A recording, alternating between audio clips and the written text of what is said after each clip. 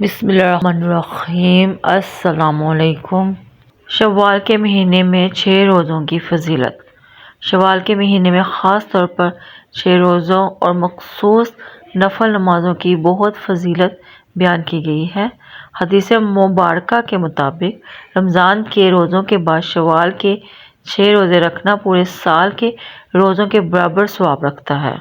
یہ روزے عید الفطر کے بعد پورے مہینے میں کبھی بھی رکھے جا سکتے ہیں، مسلسل یا وقفے سے۔ شوال میں کسی بھی وقت 2 رکعت کر کے 8 رکعت نفل نماز پڑھیں۔ ہر رکعت میں سورہ فاتحہ کے بعد 25 مرتبہ سورہ اخلاص پڑھیں۔ نماز کے بعد 70 مرتبہ سبحان اللہ اور 70 مرتبہ درود شریف پڑھیں۔